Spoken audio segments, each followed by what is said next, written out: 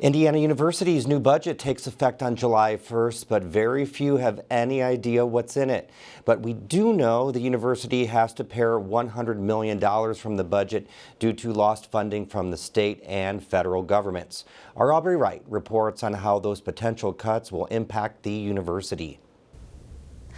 IU is working on reducing its spending by $100 million this year, as the university is adapting to financial pressures from the government and is making cuts. Some faculty have concerns. It's June 12th, and Indiana University's Board of Trustees is about to pass the upcoming budget. It's a $4.5 billion budget with a lot of moving components. Unlike the previous year, the university isn't going to get the government support it's used to. IU will miss out on $60 million from the state and $40 million from the federal government. We began building in literally about a 2-month period a reduction of $100 million to our operating expenses, focused primarily on the general and designated funds, which are our most unrestricted and most flexible. IU says it's making, quote, deliberate and targeted reductions. Dudich announced it will cut unfilled positions, travel will be reduced, and retirement contributions will decrease by 1%. With the budget balanced, the board gave its approval. IU will release the details in August. Okay, all in favor? Aye. Any nays? Motion carries. And now the university community is waiting for the budget to take effect July 1st. It's not something they would have expected 6 months ago. It's serious in the sense that IU has always been sort of cutting it close to what we can afford. And it's a big reduction. After President Donald Trump took office, his administration planned significant funding cuts for university research across the country.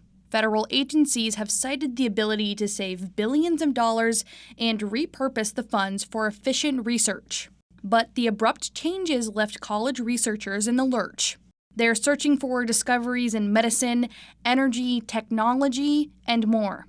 All of us, especially in the sciences, are encouraged not only to do original research, but also to seek funding for it. And so a lot of funding comes from federal grants.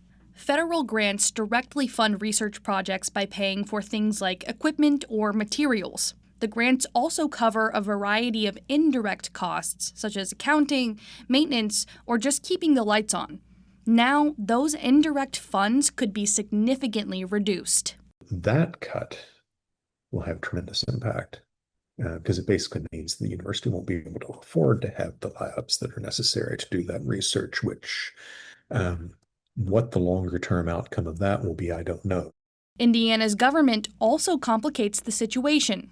Legislators cut at least 5% of higher education funding in a tight budget year. Plus, Governor Mike Braun requested tuition freezes to help families pay for college. IU trustees and President Pamela Whitten complied with his wishes, wanting to keep college affordable.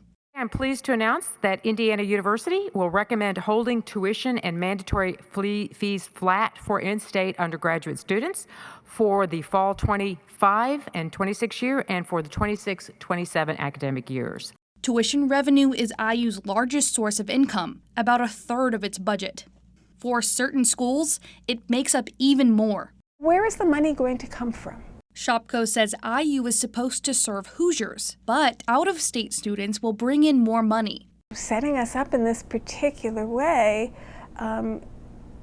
really forces us not to serve the state as well as we might. And she says her colleagues are in programs under threat. Because IU's network is so connected, potential losses will impact the entire university. It cannot be business as usual.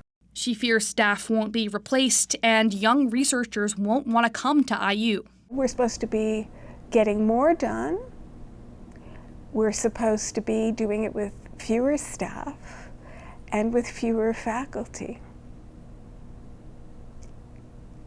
The math does not work. She says one thing made the cuts particularly hard. After hearing the budget reductions on June 12th, the Board of Trustees awarded Whitten with a $225,000 bonus, the maximum allowed by her salary bump to $900,000. The people who teach courses are producing revenue. The staff and the departments are supporting that revenue producing operation, you know, and these are the people who are being asked to, you know, bite the bullet here. The university is planning a second phase of cuts, adding up to $200 million. For Indiana News Desk, I'm Aubrey Wright.